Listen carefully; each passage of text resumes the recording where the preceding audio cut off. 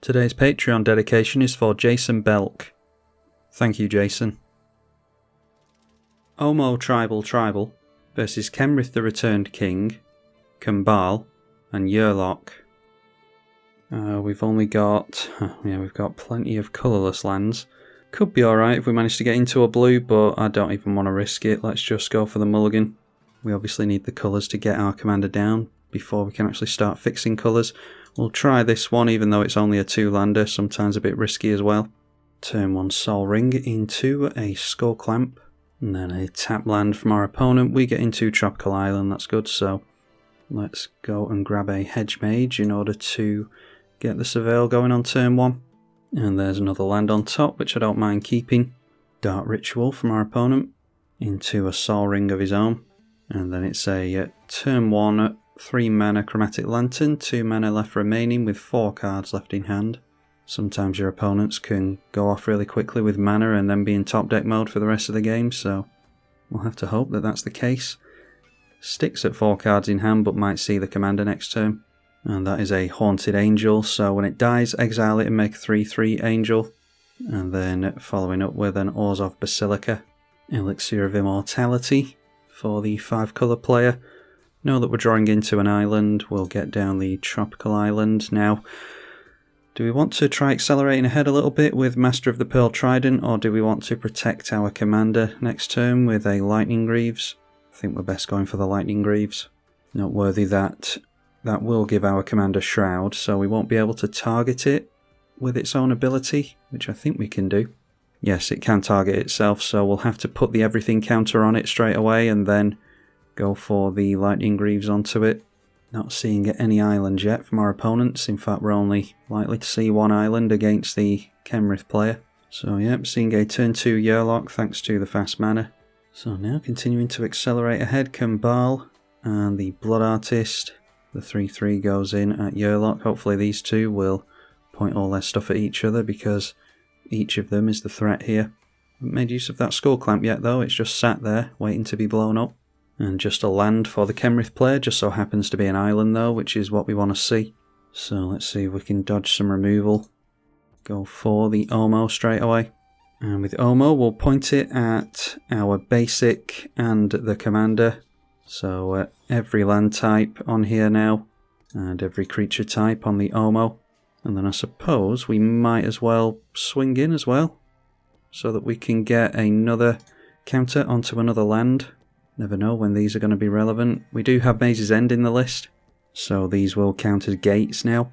So maybe it's worth going for a Pier's Whim into the Maze's End next turn and we can get rid of some of these artifacts. Goblin and Archimancer for the mana burn player.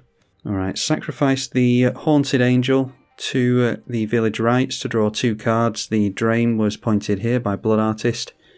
So we each get a 3/3, which means 3 3/3s for the Kambal player. And then it's a Ritual of Soot, destroy all creatures with mana value 3 or less. So, yep, there goes our commander straight away. So difficult to play creature decks on Magic Online nowadays. The Blood Artist gets a lot of triggers onto it though, so you would assume that all this is going to be pointed at Yurlok. I think this does free us up to go for the Pier's Whim though. Alright, no damage is being pointed all over the place by the Blood Artist. I'd definitely be punishing Yurlok if I was my opponent. Elixir of Immortality, going to shuffle and gain 5 life, making use of the floating mana for that. We could make use of Boseiju here, but I don't really feel as though there's a need for that, and we may well want the land. So take 3 damage to that floating mana. So Comrade the Grim, another scary one. Kenrith just continuing to play lands and pass the turn. Alright, and there's a Glimmer Post. This one comes into play untapped. So I think we're fine to play that. You can imagine as the game progresses, the more everything lands you get, the better dropping a Glimmer Post will be. But we'll go for the Pier's Whim. So we're going to choose foe for all of our opponents, because we don't want them searching for lands here. Not going to be doing any politicking. And friend for ourselves. Weird that we choose the option for ourselves last, but there we are. So now if we were anywhere close to Metalcraft, we could grab the Urza's Workshop, because we've got a few Urza's lands in play at this point. Grabbing Maze's End now, is it just going to point a load of hate at us? Baldur's Gate could be good. or the Cloud Post, of course, because we've got, yeah, we've got a bunch of Locust. I think I'll go for the Cloud Post. So sacrificed, got rid of a Sol Ring, either Sol Ring or Skull Clamp, I'm fine with either. And the Chromatic Lantern gone down here, but he's managed to make the lands at this point. Takes him down a mana though. And the 4/4 goes in at the right. We are each being given Jund mana, and there is a Rurik Thar, which is always a scary one to see. Making use of the mana with Sir Conrad the Grim in order to mill a card. Milled a Witch Enchanter, which is a really good new white Reclamation Sage on the back of a Bolt land. And again, not going to make use of the Beseju just yet. Kambal Profiteering Mayor back into play again. Alright, once again, Kenrith passing through the turn.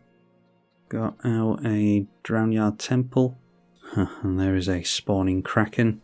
So that's probably good for after we get down Master of the Pearl Trident, maybe spread an island or two around.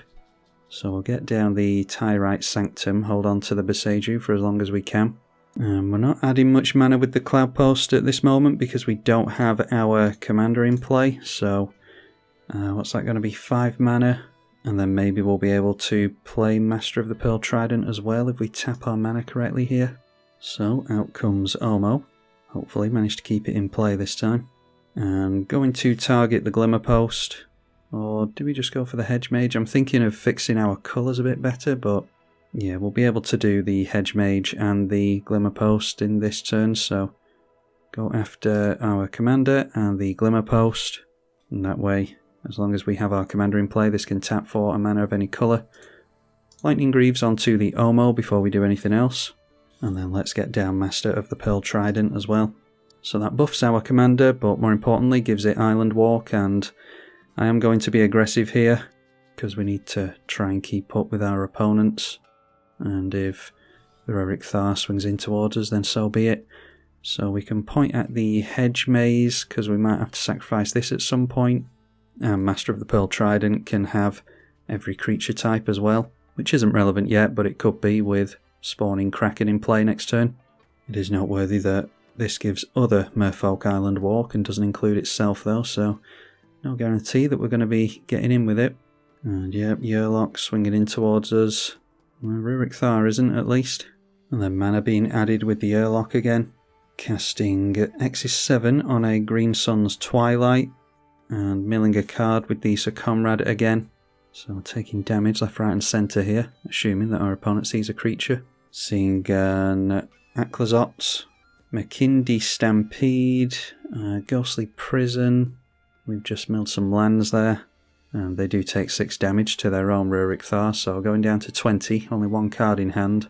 And revealing to us, Ignoble Hierarch, some lands, Etali, Sheoldred, Jaya's Inferno, Urabrask, a Signet, and Thorn Mammoth. So there's the Thorn Mammoth, and goes after the Sir Conrad straight away. So I think the sooner we get Couplet into play, the better. We'll have 1, 2, 3, 4, 5 mana from the Glimmer Post next turn, or Cloud Post. And once again we're taking 3 damage to the Jund mana. So down to nearly half of our life total, and we haven't even done anything yet. Anointed Procession for Kambal. Got down a Minas Tirith as well. Don't know if he's got any means of giving us tokens.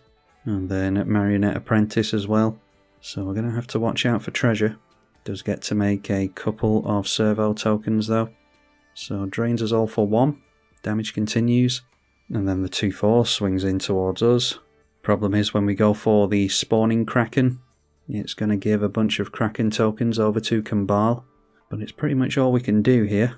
In fact, it will give them twice as many, thanks to the Anointed Procession. And once again, Kenrith just passing straight through the turn. Alright, well that takes us into Sashiro. So we could go for that. Yeah, as soon as we see that Anointed Procession, it really changes things up on the Spawning Kraken front, and this player does seem to be very concerned with us. Maybe we just have to chump block with a Master of the Pearl Trident. I think we go for the Spawning Kraken here. So we get 5 mana from 1 land on the Cloud Post. And then we'll have 1, 2, 3, 4, maybe 5 mana left, so perhaps a Coppola. Play the Spawning Kraken. Try and get the Greaves on there straight away, which does risk our commander, but we're risking the Kraken going down as well. priority is now being held up by Kenrith. Decides to let that down though. So let's go for the Coppola. Try and protect our stuff, and I suppose it gets a chump blocker into play as well. Alright, so now with the Merfolk, we actually can't, with Omo, we can't target this, but it's already a Kraken, so we could just point it here. It will not count as a Merfolk for the Coppola, but I think the haste is more important. Although I suppose we could leave back a 6/6 as a decent blocker.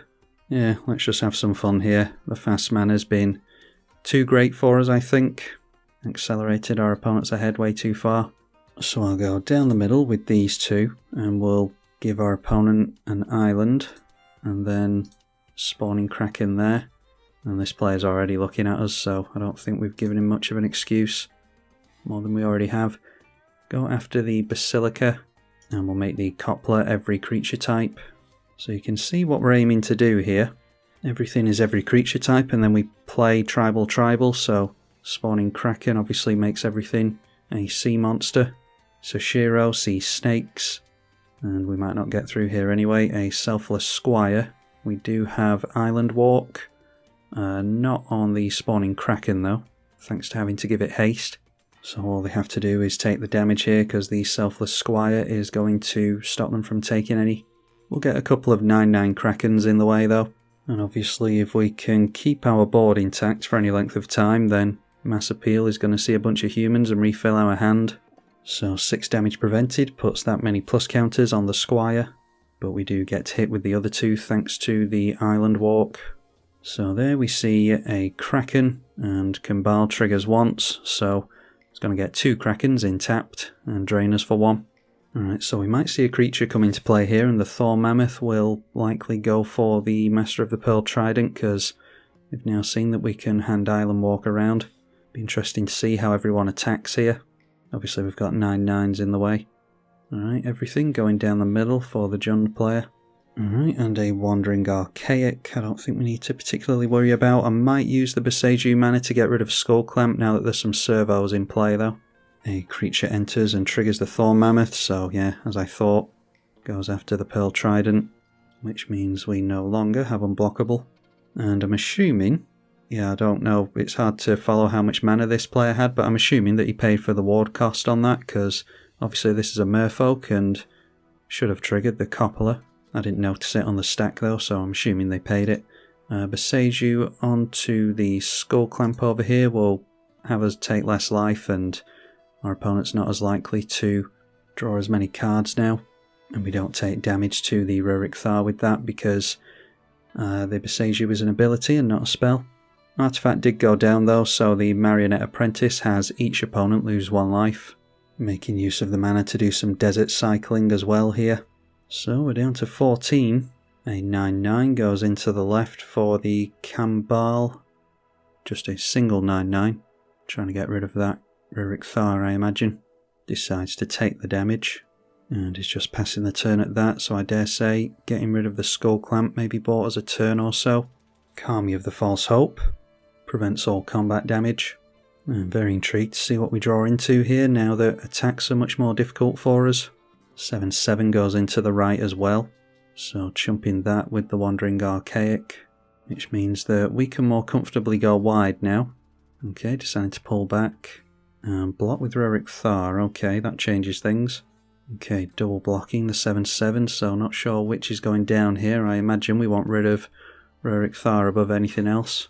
And if the Rurik Thar does go down, it means that we can swing in our commander over here, which means we can get more counters going. So hopefully this player doesn't scoop. It is the type of play that would affect the outcome of a game, but we're used to seeing that on this channel, aren't we? A Temple Bell for the 5-colour player. And now that Rurik Thar's been freed up, we see a Kabira takedown, 6 damage to that thing. I mean, you have to assume that we're going to take this player out next turn. That's a pretty hasty Kabira. Yep, and that player scoops. Yeah. How annoying. Because what we would have been able to do there is swing in with this, probably get a counter on the spawning Kraken. Yeah, maybe just swing in everything over here so that we can get more Krakens into play and draw more cards with Soshiro. So that's, yeah, that's really annoying. Selfish plays from our opponents. A Nimble Trap Finder. We will not control a full party. Or actually, we will once our commander swings in. Okay, and a beast within could change things. That makes it easier for us to swing in. It does mean, yeah, thanks to Anointed Procession, they do get 2 beast tokens. This is on attacks, I think. It doesn't have to hit. Yeah, it's when it attacks, so we can still go in at the right. But Sashiro has to deal damage. Yeah, combat damage to a player. Can still get the buffs though, I suppose. So we'll play out the Legendary Snake. And then we're only going to draw 2 from the Mass Appeal, unfortunately. But I think we could go for that here as well. Try and get into a land. Alright, get into a land, drop the forest. And the Hex Catcher, I'm not sure about keeping in the deck. 1 mana's easy to pay for in Commander. Can always play it at flash speed for a buff though. So let's see about attacks. If we only send Omo in at the right, then they might not crack the Kami, and therefore we can draw a card. The Kraken's going to be an 11/11 because it's going to become a snake. And they'll probably just chump block it anyway. So to the right, to the left. And Koppler can go in at the right as well, because I don't think they're going to crack that Kami. And it's just for the sake of drawing cards, this. Oma triggers, and we'll put it on the forest that we just played. And the Kraken here, for the sake of the snake buff. Alright, and they do crack the Kami right now, assuming that the Krakens aren't going to turn in towards him, which, in all fairness, they're probably not. And how is this worded? It's all combat damage this turn. Alright, so no point in any blocks or anything.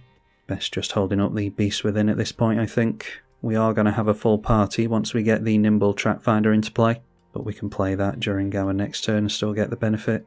Still chumping with a servo, so we know the play they're likely to make next turn, but that was pretty predictable anyway. Noteworthy that we can go for playing and cracking this in order to counter a non-creature spell if our opponent taps out into something. Could maybe tap out into a big X spell or something like that. Okay, there's a Cavalier of Dawn. We've still got the Koppler, so targeting our commander with that. The Koppler isn't going on the stack. That is an ability. Oh, it's activated abilities, alright, not triggered abilities. That's why it didn't work previously. Koppler, not as good then. Maybe have to look for some more tribal hexproof. We've got the illusion one. I can't think of any others off the top of my head. So this means that we have to take a turn off going for our commander, unfortunately, next turn, and yeah, it just puts us in even more of a tough spot. I was wondering if we should go for the Flicker variant of this deck. There's some Flicker cards in the deck, but I like to go for a more fun build of Battlecruiser Magic, but it's not something that you can really play on Magic Online nowadays, unfortunately. Commander isn't what it used to be, so maybe I have to try this again and go for the Flicker. Our opponent gets a couple of golems to our 1 golem from the Cavalier of Dawn. This does free us up for using the Beast Within though, so they will... Okay, now a 9/9 in towards us, and the smaller creatures turn into the right. Okay, and a Holy Day. This is Turbo Fog apparently. No wonder he's been holding up spells for the entire game. So, no point in blocking, although that is something that we could have countered with the Verdalian Hex Catcher. Each player draws a card to the Temple Bell at the beginning of the turn, and in response to that we see a Fateful Absence. And they can afford our counter magic, so yeah, we'll allow them to investigate. Might crack the clue token instead of using the Beast Within. Means they get a clue token as well and drain us. Or actually they'll get a couple, won't they, thanks to the Anointed Procession. Suppose we're just hunting for something like a Cyclonic Rift now anyway. There's a Robe of the Archmagi, so if we can stick our commander in play and actually get through in combat, then you can see what the aim is. A Wizard Kraken would draw a lot of cards off one of them. Elixir of Immortality showed up again. Clue token cracked to drain us for 1. I'm guessing our opponent's just holding up more fog effects. Let's crack a clue token. Don't think we're doing anything this game because we can't keep our commander in play. And just in the nick of time, it's Fairy's Time Twist. And a mana drain, yeah, getting into this stuff too late, unfortunately. So we'll just play our commander again for the fun of it, I think. If I thought for a second that we could get through here, then I'd try and draw cards with Sashiro. Maybe we don't go for our commander after all. Koppler is a wizard, so hitting with that would be alright. That's something that we could equip it to, although it doesn't have any buffs now. Only got 5 mana after holding up a Beast Within. Could aim for getting a bunch of mana in with Mana Drain. Could try hitting with a snake as well. Yeah, try that here. I'm assuming they're not going to use a fog effect on just one Soshiro. Alright, well, I'm mistaken. I'm assuming that they have more fogs in hand then. Druid's Deliverance. Have to make them use it. So is it just a case of getting chump blockers into play? We've only got 3 blue at the moment, unfortunately, so if we want the double blue for the mana drain, we'd only be able to go for the Hex Catcher and not the Nimble Trap Finder. So yeah, I think we just pass the turn at that and try and play at instant speed. Not likely we're going to do anything, but our opponents might do something that affects the game. We were saved from combat previously. I think this player might start swinging all out at us in order to resist the fogs from here. Soul Warden from Kambal. Fogs don't help us against bleed effects like the Marionette Apprentice though. There's a Field of Ruin here now as well, can go after the Cloud Post. A Shadric's Silver Quill. So might have to go after the Kambal. Oh, okay. I did go for Mana Drain onto the Shadrix. You saw it was all greyed out then, as if, yeah, choose target spell. Awesome. Magic Online, thank you. An extra 5 mana next turn would be useful. Alright, so before they go through to the beginning of combat phase, we'll get rid of Kambal now, before there's another goof. This will affect what they select with the Shadrix, so ideally we would have had the abilities on the stack, and then see if we want to blow up Shadrix, or the Kambal. But ideally Shadrix wouldn't even be in play. So 2 beast tokens, which means 2 life gain to the Soul Warden, and the creature died, so Marionette Apprentice continuing to do stuff. Alright, so stuff being handed over to this player. 2 on Inkling and plus counters, so you'll assume they're giving themselves the plus counters, and the Inkling heads over here. So yeah, Shadrix making the difference here, which is why we wanted to counter it. I'll assume that all this is coming in towards us to avoid a fog. No, they are turning some into the right. So 4/4 Golem into the right, a 5/7. We get the Krakens, and yeah, as we assumed, prevent all damage that will be dealt this turn. And they're targeting themselves with the Graveyard Shuffle. Not sure what the game plan is with Turbo Fog. Yeah, just trying to eventually get into some kind of combo, I suppose. Draw a card to the bell. Just a Verdant Catacombs. And again with 5 cards in hand, deciding to just pass priority, so let's go for the Hex Catcher. Yeah, missing out on that 5 mana from the mana drain is going to make a difference. Okay, and there's a Farseek. Not going to do much with a Farseek, unfortunately. Okay, we've gone through to combat somehow. Alright, so maybe we can try this Soshiro play again, just eagerly trying to get into the Cyclonic Rift. And they'll probably just chump block with the Inkling. They do. And we're definitely assuming that they have another fog in hand. The question is, does this player learn and try to get the fog out of their hand by attacking in over there? Or does he go full out at us and then deal with him later? We'll just slam down our commander. I think we can afford... We'd need 9 mana to hold up Time Twist or the Mana Drain. Yeah, we can afford it. Gonna crack the Verdant Catacombs now because I don't want to have to shock down the Breeding Pool later so that we can afford Mana Drain. So this is just going to have to be a basic. Alright, Clue Token being cracked to draw a card. So we're down to 8. Play the commander. And we'll just point at a basic and our commander, just so that the coupler will trigger when they go for Swords to Plowshares or whatever onto that. But it's noteworthy during this whole grind fest, we've only got 1, 2, 3, 4, 5, 6 gates into play. So I'm not sure how viable an option it is for Maze's End. Just thought I'd throw it in there just because. It's Kambal's to win here and can likely get us with Shadrix alone.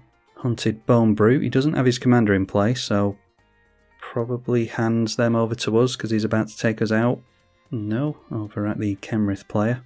Just need to pray that Kenrith is going to use another fog here, which might not be the worst idea because maybe he needs us to help get rid of Kambal over there. Just got distracted by these dog tokens. Or our opponent could make a mistake and give us an Inkling here. But no, targeting that player again. So that was an Inkling and a card draw, I think. Yeah, lose a life, draw a card. So the Shadrix cannot deal with us at the moment, although Marionette Apprentice could, if some creatures go down. So yeah, just swinging in. Nope, spreading damage to our opponent again, so could see a fog once more. Maybe his plan was to give this player a bunch of chump blockers so that he could allow damage. Alright, Hagra Mauling is an extra 4 points of mana for us next turn. Moment's Peace prevents all combat damage, so we can take this damage. Could sacrifice a Merfolk to the Hex Catcher here, especially if he's about to use mana on something else. Alright, Minas Tirith to draw a card, so does this actually become relevant? Or do we want the extra mana from Mana Drain? Not worthy that this has flashback as well, so gonna have to watch out for that. Yeah, we're not going to get through on attacks with Soshiro is the problem. Do we just flicker it? Yeah, I think we're safe enough to just flicker it here. Means that we get to hold on to the Mana Drain and the Hex Catcher. Priority still being held up. Elixir of Immortality shuffles again, so it does not have access to the flashback anymore. Which, argument to be made, he might have wanted to do that. Maybe he's got a fog in hand though, which I've been saying all game. Not that we can get through there. So we've managed to sneak our commander back into play against all odds, although not sure it's going to do much of anything for us. Teferi's Time Twist will bring the commander or the legendary snake back into play with a plus counter. And that's Soul Warden ticking our opponent back up, getting back up towards 30. Each player draws a card to Temple Bell. There's a Feline Sovereign. If we could actually perform in combat, then that might actually be of some use to us for getting rid of the Anointed Procession. Inkling swings in at us now that our opponent has some dogs to chump with. Just a matter of time before we go down, I think. Okay, there's the Great Henge, which we could draw some cards with. Oh my god, oh that's why. The stop wasn't there on the main phase for some reason. Okay, make sure to lock that again. Sometimes when you update Magic Online it changes some of your settings. Wondered why it was passing through the main phase. Alright, so what I was going to try and do there was get down the Great Henge. Maybe into Feline Sovereign or Robe of the Archmagi. Anyway, we'll just try and get some damage through with Soshiro again. So Commander has to swing in order to make more mana with Cloud Post and make more Lords. Yeah, I'm just going to swing in all out and kind of just relying on the fogs at this point. So Omo is going to put a counter on the Tyrite Sanctum and Soshiro in order to make it a Kraken and a Merfolk. And we'll assume that there's a fog. Okay, Arachnogenesis. There's only 4 creatures swinging in. I don't think they can deal with any of our creatures, but it is noteworthy with this that the spiders can still deal the damage. Oh, actually, our opponent... We might catch our opponent here, because that's non-spiders that don't get to deal damage, and we are, of course, creating spiders here. So we'll see if they let the damage through. Soul Warden continuing to do Soul Warden stuff. Yeah, it might be that our opponent lets damage through here, because they're thinking that this is a fog. Yep, they haven't declared blocks, so that's why you take your shots, I suppose. Knock our opponent down to 4. We do get some triggers here. 3 from Soshiro, and then our opponent shame scoops. So it's here or nothing, I imagine. All they have to do is go for Shadrix with a plus counter. That'll be us done. But we lasted longer than I thought we would, especially against a couple of players with fast mana. It was in no small part thanks to the Turbo Fog player. And there's one of our flicker things, a Conjurer's Closet, a land, and an Archdruid's Charm. Does that matter? Can search up a creature with that. Yeah, we could go for the Cyclone Summoner. Right, so we've got green, green, and green. Cyclone Summoner is 7 mana, I think. We've got 8 mana on the Cloud Post alone. Yeah, I think we can do this. So yeah, there's cool cards we can play for card draw here, like Titan of Lityara is a favourite of mine. There's Shifting Sliver for unblockable. But I think what we're after here is the Cyclone Summoner. When it enters the battlefield, if you cast it from hand, return all permanents except for giants, wizards, and lands. So let's just check for giants and wizards on our opponent's side of the field. Yeah, I don't think they have a single giant or wizard. So we definitely want ourselves a Cyclone Summoner. That goes into the hand. Cloud Post taps for 9 mana. So Yeah, we're holding up mana drain as well, I think. Could go for the Great Henge, I suppose. So Soul Warden gaining life again. Cyclone Summoner's going to bounce everything apart from wizards and giants. And we do control some wizards and giants as it happens. So losing the spawning Kraken there, but it's probably safer in our hand anyway. Replay the Lightning Greaves here, I think. Then we can go Windswept Heath. And can they deal 5 damage to us next turn? Lightning Greaves onto the Cyclone Summoner just because it's a big blocker. Just wondering if to get the Feline Sovereign down. We can still shock down the breeding pool with that, so I am just going to leave it. Because we might lose our commander and still want to hold up mana for the mana drain. The Orzhov player has a grip full of cards in hand though, so could have a board wipe or two. There's the Cavalier of Dawn. What's that going after? Probably our commander. They likely have a board wipe. If they've got a board wipe, then so be it. I don't want to deal with Cavalier of Dawn. They could be baiting us here, especially the fact that they're playing it out. Playing it out, a Magic Online player, it usually means that they have an answer. We can always get the Kraken down with haste next turn and hopefully get some damage through. And the mana drain should help with recasting our commander as well. Plus this forces them to use a board wipe, which means tapping down more mana. Alright, Field of Ruin goes on to the Glimmer Post. Can get a basic out with this. And now they're at a point where, yeah, they don't have a board wipe. I mean, Toxic Deluge would take up too much life, I imagine, and we can counter it with this anyway. I think the Hex Catcher's been more relevant than I thought it was going to be. Soul Warden, we'll assume that they don't have a board wipe then. And there's the Marionette Apprentice. So get a tap land into play, and we'll start gaining life with the Great Henge, I think. So able to make some chump blockers here. We'll still have to be careful. But once the Kraken comes into play, I'm assuming that we're going to be able to go wide and leave a bunch of chump blockers behind. And there is the Maze's End. So we've got 1, 2, 3, 4, 5, 6, 7. Is it 10 we need? Yeah, we need 10 gates, so I don't think that's going to be of relevance. The mana drain is for 5 mana, so we'll go for a 2 mana Great Henge first, which can take us into a spawning Kraken, which has done some work for us this game. And it's done some work for our opponents as well. Draw a card to the Great Henge. There we go. It's what we've been waiting for most of the game, a Shifting Sliver. So play that out. All of our everything countered creatures are slivers. And that cantrips us. Alright, Diffusion Sliver as well is more ward. So play the Feline Sovereign to get some buffs, I think. Or do we want Robe of the Archmagi? Yeah, we can draw 12 cards to the Kraken. Should be fun. Might not take care of our opponent here, but yeah, I don't think we can get our opponent here even with the buff from the cat. So let's just go for Robe of the Archmagi just because it's a fun one. Throw that for 1 mana onto a Kraken Wizard. Lightning Greaves over to the Shifting Sliver. Play Maze's End in tapped. Might be an argument for holding on to Maze's End. Maybe we could have gone for a Field of the Dead or something. But I didn't think we were going to get this far into the game, so we're just doing it for the fun of it at this point. Swinging everything. Our commander is pointed at a basic, and the Cyclone Summoner can become everything. So that jumps up to a 10/10 thanks to the Lords. So it's 1, 2, 3, 4, 5, 6 damage that we're missing out on not getting the Feline Sovereign here, so we'll see if that bites us. Not concerned if it does now, because we got to do the thing that we wanted to do, and there we go, got our opponent down to 1, so yeah, might be able to do something against us with the Marionette Apprentice, but we're going to draw a boatload of cards, which is all I ever wanted in this deck. An unusual thing to be doing with Simic. So we get to make 5 Kraken tokens, gaining our opponent life as we do it.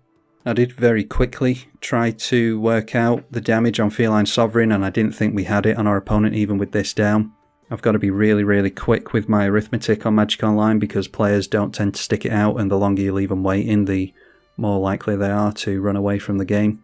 So if any of you are very upset that we didn't get the win there, then I apologise, but that's just the way it is on this version of the game, as you all know by now. So there we are, drawing a heap of cards to the Robe of the Archmagi. And I think we're fine just protecting the spawning Kraken simply because it's a decent blocker, although probably shouldn't matter. So we'll see if our opponent can get us with this apprentice now. Needs to drop 7 creatures and preferably a sack outlet or a board wipe or something. Assuming he doesn't have another type of combo available to him. Kambal into play once again. Might be able to make enough tokens to deal with us. It's noteworthy that I just got rid of some flicker stuff in Ghostly Flicker and Displacer Kitten, the Thassa Deep Dwelling. We could next turn have flickered Omo a bunch of times in order to win with the Maze's End. Anyway, the sliver we've wanted all game is going down to a Bovine Intervention. We could sack a Merfolk in order to resist that. How many Merfolk can we get rid of? Got 1, 2, 3, 4. Yeah, make them pay for it. Get rid of the Cyclone Giant. Just going to try and give them a really hard time here. The more mana that we make them use, the better. Sacrifice the Sashiro as well. Means a debuff on our creatures, but we've got an army of 9/9 Krakens now. Got them down to 2 mana. Sacrifice the Coupler as well. And we'll sacrifice the Kraken token. All this just to make our opponent tap out on mana. So they have to get rid of the Shifting Sliver in order for us not to be able to swing in and get lethal on them. But if they want to do that, we'll make them tap all their mana, which might have made all the difference. So we get an Ox token, meaning our opponent gets an Ox token as well, meaning that we get drained. But we go wide on our opponent next turn, I think. And it's noteworthy that we do have Whelming Wave in hand anyway, so we can just get through with all the Krakens anyway. Alright, we were drawing into Herald of Hoofbeats anyway, so now we're getting into all the unblockable answers. We had them somewhere in the deck, just wasn't getting into them quickly enough apparently. If we still had our everything creatures in play, then Elvish Archdruid would obviously tap for a bunch of mana as well. But I think the fun play here is to go for the Whelming Wave. And there we go. Our opponent has played it out this whole time, so I am grateful to him for that, but we will just swing in with everything apart from Omo here, so that we don't get the trigger on the stack. And even without the everything counters, if we can keep hitting with Spawn Kraken and all the tokens it makes, it just continues to populate its own tokens over and over again. So there we are. That, once again, how many times have we said it on the channel, is why you do not give up. Really had no business winning that one, I don't think, but a bit of luck from the mistake of our opponent, thinking that that was a fog when it was actually spiders that are the only ones allowed to deal damage. I've made that mistake myself in the past, which is why I thought about it at the time. Yeah, and eventually started getting into all the actual answers that we needed all game, like Herald of Hoofbeats and the sliver that allows us to get damage through. Anyway, some tweaking to be done, I think. I'm not sure about the whole flicker thing. Maybe we need to just make a flicker version of the deck and forego it from this one. Let me know what you think in the comment section. Big thank you to the patrons as well for their support of the channel. I'm Tribalkai. Thank you for watching.